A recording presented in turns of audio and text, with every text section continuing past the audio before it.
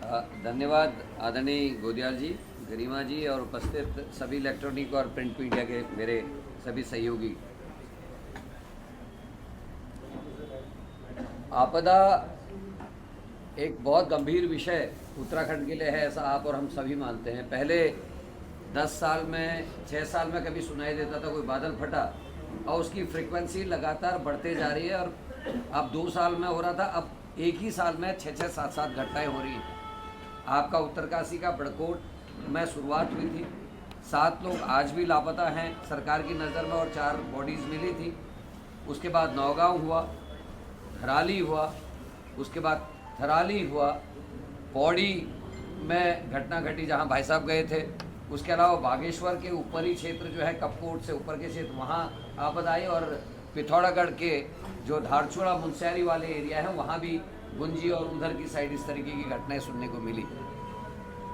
धराली में कल जाकर मैं बहुत ज़्यादा दुखी हुआ, क्योंकि जो हालात उस दिन थे, जब मैं 8 तारीख को वहाँ पहुँचा था, कई हमारे पत्रकार साथी वहाँ पहुँचे, और उस दिन ये लग रहा था शायद कुछ होगा, काम हो रहा है, एनडीआरएफ वहाँ है, एसडीआरएफ वहाँ है, लोग दिखाई दे रहे थे और लग रहा था चलो कुछ शुरुआत हुई। लेकिन जब हम कल वहाँ पहुँचे हैं, एक भी व्यक्ति वहाँ ऐसा नहीं था जो वहाँ काम कर रहा है। गणेश गोदियाल जी ने विस्तृत से सारी चीज़ें कही। मुझे जो लगा, वहाँ लोग अपने, अगर उनको याद आए कि भाई मेरी नीचे वाली मंजिल जो ज़मीन के अंदर चलेगी, करीब 20 से 40 फीट के आसपास रेत भरा हुआ है, उनको याद आए कि मेरे जेवर नीचे हैं, शायद बचा हो। किसी को याद आई मेरे बक्से में पैसे पड़े थे, शायद बचे हो, क्योंकि अब वो ढूंढ रहे हैं किसी तरीके से कुछ निकल आए। तो वो खुद जेसीबी बुला रहे हैं, खुद उनको पैसा दे रहे हैं और अपनी ज़मीनों को खुदवा के अपने मकानों को, उन कमरों को ढूंढ रहे हैं। किसी का कुछ जेवर भी मिला है, कल जो जानकारी मिली थी, एक व्यक्ति को 1 लाख, 1.25 लाख रुपया मिला उसका रखा हुआ, लेकिन उसके 60,000 रुपये जो है जेसीबी को देने में खर्च हो गए। तो ये हालात है, सरकार कुछ नहीं कर रही। कोटियाल जी ने जो कहा कि 147 से ज़्यादा लोग नीचे हैं और उसके ऊपर रोड बन गई है, अब वो लोग ये कह रहे हैं कि अपशगुन हो रहा है। पहला अपशगुन तब हुआ जब बुखवा गांव में घाम तापो टूरिज्म की बात कही गई, दिखने में अच्छा लग रहा है, टूरिज्म विभाग ने उसको काफ़ी कहा कि जी मसाज होगी, आयुर्वेदिक होगा, लेकिन हमारे यहाँ जो पहाड़ में रहने वाले लोग हैं जानते हैं घाम तापने के लिए क्या कब कहा जाता है। मेरा माँ जब गुस्सा होती है बेटे से, कहती मेरा घाम तापेगा। बाप जब गुस्सा होता है अपने किसी से, वो कहता मेरा घाम तापेगा। तो उसी दिन लोगों के मन में शंका आ गई थी कुछ ना कुछ अपशगुन होने वाला है, और ये देवभूमि है, यहाँ जो भी मुंह से निकलता है वो होने की संभावना रहती है। उसके बाद मैंने जो आकलन किया, जब मैं पैदल चला था लिंचोली गार्ड से, उस दिन जो पत्रकार साथ गए थे उन लोगों ने भी नज़र दौड़ाई होगी, सारे बगीचे लबालब सेब से भरे हुए थे, क्योंकि एक अच्छी प्रजाति के जो एप्पल्स हैं वो एरिया में होते हैं, ठंडा इलाका है। सड़क बनने में 50 दिन के आसपास सड़क बनाने में लग गए, वो सारा सेब सड़ गया। कुछ जब आप और हम लोगों ने बातें उठाई, हॉर्टिकल्चर डिपार्टमेंट ने जो बचा कुचा था कुछ उठाने की कोशिश की, लेकिन आज के दिन भी, ये 4 महीने का समय हो गया आज एग्जैक्ट, अभी तक उनको वो पैसा नहीं मिला। मुआवजा तो छोड़ दीजिए, जो सेब उठाया था सरकार ने काश्तकारों का, उसका पैसा भी अभी तक रिलीज़ नहीं किया, कुछ राहत मिलती। दूसरा, जैसा मकान की बात कही भाई साहब ने, एक बड़ी उच्च जो वहाँ की शैली है, एक लेयर स्टोन्स की होती है, दूसरा भी एक बड़ा लॉग लगता है देवदार का, फिर ऊपर फिर स्टोन की और मिट्टी की लेयर लगती है। इस तरीके से मकान बनाए जाते हैं ताकि ठंड में ठंड ना लगे और गर्मियों में गर्मी ना हो। और क्योंकि आप सब जानते हैं जहाँ ज़्यादा ओस गिरती है, ड्यू ज़्यादा गिरता है, और जहाँ बर्फ़ 2 महीने 3 महीने लगातार बर्फ़ रहती है, वहाँ सीमेंट गल जाता है, सीमेंट कामयाब नहीं है, इसलिए वहाँ मिट्टी, गाद और पत्थर और लकड़ी से मकान बनाए जाते हैं। और वो आज सरकार उनको कच्चा मकान कह रही है, जबकि उसकी कीमत सीमेंट, सरिया और ये ईंट से बनने वाले मकान से कहीं ज़्यादा उसकी कीमत होती है। मुआवजा कच्चे मकान के हिसाब से देने की बात हो रही है, बहुत ही अफसोसजनक है। 38 मकान और 100 कुछ मकान की बात बड़े भाई ने आपको कह दी है। दूसरा, वहाँ गांव के लोगों की एक डिमांड है जो मुझे लगता है जेन्युइन डिमांड है, वहाँ लकड़ी की आवश्यकता है दोबारा अपने मकान बनाने के लिए। और उनका ये कहना कि जो लकड़ी जंगलात दे भी रहा है पीडी के माध्यम से, वो लकड़ी है जो वहाँ कामयाब नहीं है। वहाँ केवल और केल की लकड़ी दी जा रही है, जबकि वहाँ के मकानों में देवदार के अलावा कोई लकड़ी सक्सेसफुल है ही नहीं, कोई लकड़ी काम नहीं करती।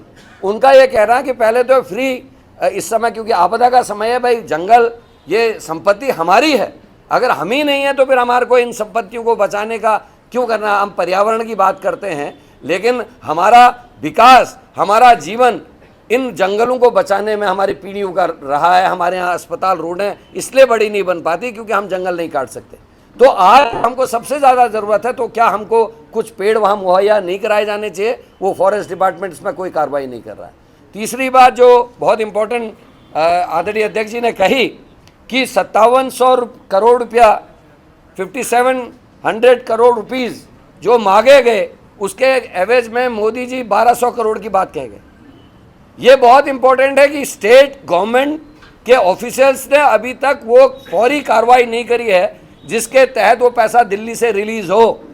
इसके लिए जिम्मेदार कौन है? 4 महीने से आप कागजात तैयार नहीं कर पाए, आप अभी तक पत्रकारों को, विपक्ष को, जानकारी पाने वाले लोगों को मृतकों की सूची नहीं दे पाए, आप ये नहीं बता पाए कितने टूरिस्ट वहाँ थे। आज भी कई लोग कह रहे हैं, हम सोच रहे हमारे जो परिजन है वो दिल्ली आए थे, अचानक यहाँ आके गायब हैं। 4 लोगों की बात कल ही हम लोगों के सामने आई है। ऐसे न जाने कितने वो 37-38 जो होटल थे उनमें थे।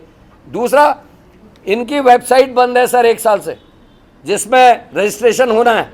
अब जिसने इस 6 महीने 8 महीने पहले होटल बनाया होगा उसका रजिस्ट्रेशन कहाँ से होगा? आपकी गलती है, सरकार की गलती है, विभाग की गलती है, आपने रजिस्ट्रेशन बंद कर रखे हैं। जब प्रधानमंत्री नरेंद्र मोदी आए उस दिन लोगों को रुकाने के लिए उन होटलों का इस्तेमाल हुआ, लेकिन कई लोगों के खेतों में जेसीबी चला के उनके सेब के पेड़ काटे गए पार्किंग बनाने के लिए। आज तक वो मुआवजा भी, वो पैसा भी, धनराशि उनको उपलब्ध नहीं कराई गई है जो होनी चाहिए। ये बहुत गंभीर विषय है। अब मैं सेब पे आ रहा हूँ। सेब का, जैसे हम गन्ने किसान हैं या अन्य रबी और खरीफ की फसल, उसमें अगर बारिश या अतिवृष्टि की वजह से अगर नुकसान होता है, मुआवजे की बात करते हैं। तो जो सेब के बागान हैं जिनका लाखों करोड़ों का, वहाँ मेरे को जो बताया गया कि लगभग 2 करोड़ के आसपास का सेब का जो है व्यापार वहाँ हो जाता है साल भर में, सारे काश्तकार मिलके। लेकिन 1 रुपया भी किसी काश्तकार को मुआवजे के रूप में नहीं दिया गया। काश्तकार है, चाहे वो रबी की फसल लगाए, खरीफ की लगाए, चाहे वो फल बोए, चाहे वो गन्ना बोए, ये सबके लिए बराबर होना चाहिए। ये दृष्टि भी सरकार की नहीं है। और मुझे जो सबसे ज़्यादा पीड़ा हुई, कल वहाँ कोई भी जो सहायता करने वाली टीमों को वहाँ होना चाहिए था, नहीं है। लोग आज भी ये कह रहे हैं हमने रिचुअल्स नहीं किए, हमारे परिजन नीचे दबे हैं, हम अपने परिजनों का फ्यूनरल नहीं कर पाए हैं, जो क्रियाएं हैं वो ढंग से नहीं करी। उनके मन में एक आशंका, और वो ये भी कह रहे हैं कि ये इतना पवित्र जो यात्रा है, क्या ये पवित्र रहेगी? जब हम लाशों के ऊपर से निकल रहे हैं, हम उनको निकाल नहीं रहे। जब एवलॉन जाता है, उसकी टेक्निक्स हैं कि 40-40 फीट नीचे, मीटर नीचे जो दबी हुई बॉडीज़ है उनको रिकवर कर लेते हैं, निकाल लेते हैं। तो वहाँ कोई ऐसी टेक्नोलॉजी का इस्तेमाल सरकार ने इन 4 महीनों में नहीं किया जिससे पता लगाया जा सके कि कोई नीचे दबा हुआ है, वो भी सरकार ने नहीं किया है। पेयजल को लेकर भी लोगों में काफ़ी नाराज़गी थी, क्योंकि गाद है, खीर गंगा से जब ये बह के नीचे आया, लोगों के मन में अभी कई चीज़ें, अभी तो इंसानों की बात हो रही, ना जाने कितने जानवर, कितने पशु पक्षी उस गाद के नीचे हैं, और वही पानी जो है निकल के आ रहा है, उसको पीने में भी लोग डर रहे हैं। कई लोग बीमार वहाँ इस समय हैं। स्वच्छ पानी के लिए कोई व्यवस्था सरकार ने इन 4 महीनों में नहीं की। आप लोगों में से कई लोगों ने उठाया था कि भाई पीने का पानी नहीं, और पानी नहीं जा रहा। 4 दिन तक जिस सरकार ने वहाँ मोम की बत्ती नहीं दी, जब वहाँ लाइट नहीं थी, लोग डरे हुए थे, तो वहाँ क्या हालात है ये समझिए। सरकार ने, धराली ने खोल के रख दिया है कि पूरे प्रदेश में जहाँ जहाँ आपदा आई, लोगों को उनके अपने हालात पर सरकार ने छोड़ दिया है। केवल और केवल बातें हो रही हैं, केवल और केवल कागजी बात हो रही है, धरातल में कुछ नहीं। मैं तो आप लोगों को भी इनवाइट करना चाहता हूँ, अगर कुछ लोग चाहें, मैं व्यवस्था करने के लिए तैयार हूँ। आप लोग एक विज़िट ज़रूर धराली की और नौगांव, बड़कोट इत्यादि की करिए, ताकि आपको भी वहाँ हकीकत पता चले। और मैं इसलिए इस बात को कह रहा हूँ, मेरा लालच है, अगर प्रेस मीडिया वहाँ दोबारा से एक्टिव दिखेगी तो सरकार दबाव में आएगी और तेज़ी से काम होगा, ऐसा मेरा मानना है। इसके अलावा एक डिमांड आप सबके माध्यम से सरकार को हम कर रहे हैं। हालांकि भाई साहब ने एक प्रतिनिधिमंडल जो है राज्यपाल से भी मिलेगा, ऐसा आपने तय किया है। हम अपनी डिमांड्स और जो हकीकत है वहाँ रहेंगे। लेकिन एक बात ज़रूर कहना चाहता हूँ कि गुमशुदा जो लोग हैं, गुमशुदा लोगों को एक तय सीमा के बाद मृत मान लेना चाहिए, क्योंकि उनके परिजनों को कोई लाभ नहीं मिल रहा। आज भी बड़कोट के वो 7 लोग जो गुमशुदा हैं उनको ना मृता माना जा रहा है ना जीवित माना जा रहा है। परिजनों को गांव के लोग स्पष्ट तौर पर इसको कह रहे हैं कि हमको अपने परिजनों की बॉडीज चाहिए। 8 लोग वहाँ के लोकल हैं, 9 आर्मी से हैं, कुछ उसमें अग्निवीर हैं और कुछ परमानेंट जो फौजी होते हैं वो हैं। उसके अलावा कई बिहारी और नेपाली मजदूर हैं, टूरिस्ट हैं, और ये 147 की संख्या में पूरी नहीं समझता।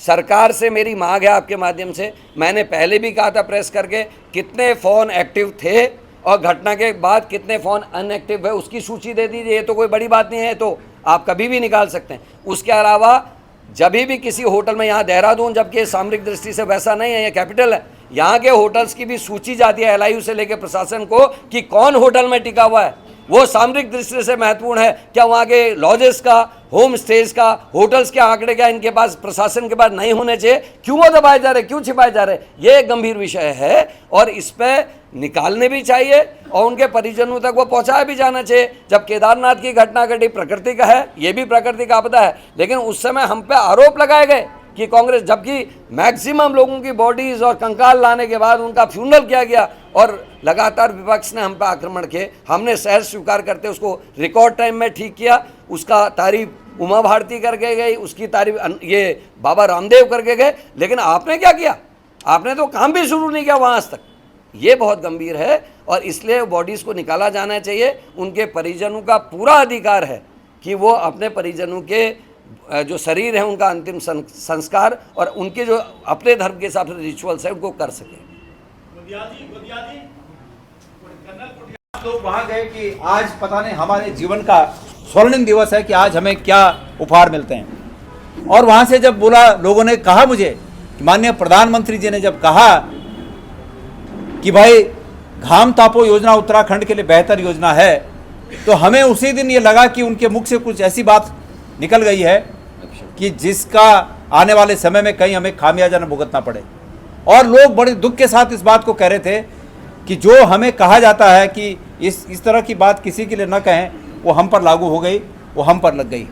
मैं परमेश्वर से प्रार्थना करता हूँ कि हम मानवों से अगर कहीं कोई गलती भी हो जाए तो परमेश्वर उसकी सज़ा आम आदमी को न दें।